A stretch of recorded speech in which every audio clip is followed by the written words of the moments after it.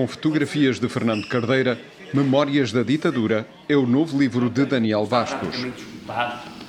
É um facto, mas não podíamos deixar de vir a Paris. Apresentação que decorreu na Casa de Portugal André de Gouveia, onde o .pt se juntou a dezenas de convidados. Eu que dou aulas a jovens portugueses do ensino secundário, ficam muito admirados quando veem nestas fotografias jovens. Porque é que andam descalços? Porque é que não tinham sapatos? Muitas crianças à época, jovens, não terem calçado, que era visto quase como um luxo, é difícil de facto eles compreenderem essa realidade.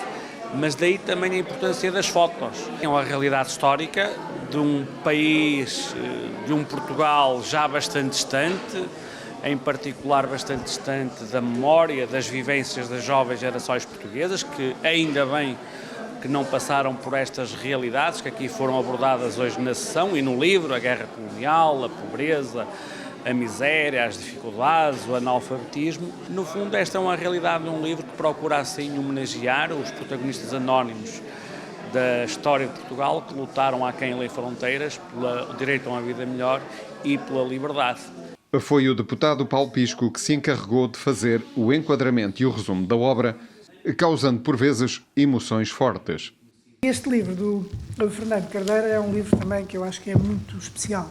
Em primeiro lugar porque as fotografias que aqui estão retratadas, não sendo propriamente de um fotógrafo profissional, mas é de alguém que tem a paixão pela fotografia e, sobretudo, tem no sangue a rebeldia de se insurgir contra o regime. Eu acho que este livro é um livro que merece que nós nos detenhamos em cada uma dessas fotografias e que olhemos como se estivéssemos a olhar com uma lupa. Porque elas têm uma mensagem muito clara. Neste conjunto de fotografias, há essencialmente 4 grupos de fotografias que são muito reveladores. Daquela pobreza, mas uma pobreza terrível, miserável. Aquelas crianças que na sua inocência até mostram sorrisos, viviam de facto como bichos. Estavam descalças, não tinham roupa interior, tinham o cabelo desalinhado, estavam sujas, estavam com os pés na terra.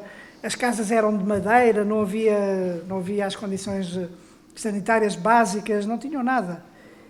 A imigração que é descrita com base não numa imigração propriamente de natureza económica, mas uma imigração que causou muito transtorno ao regime, que eram daqueles que estavam destinados a ter postos de comando, de chefia, na hierarquia militar no Estado, para irem para as colónias.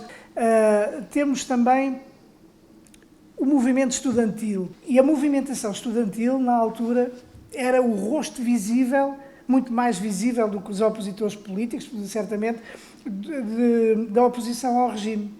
Depois a guerra colonial.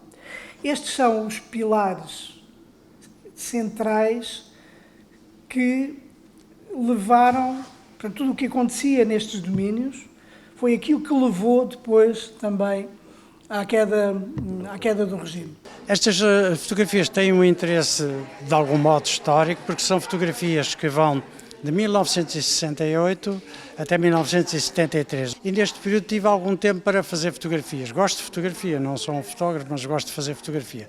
As primeiras fotografias, por acaso, foram feitas em Paris. O meu irmão, 3 anos mais novo que eu, embarcou para Moçambique. Eu fui ao embarque.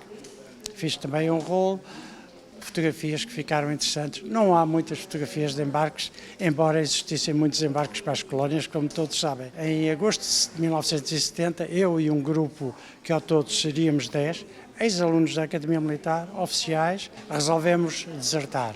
Um primeiro grupo sai pela Serra do Gerês em agosto de 1970. Ele veio à minha máquina, fiz umas fotografias.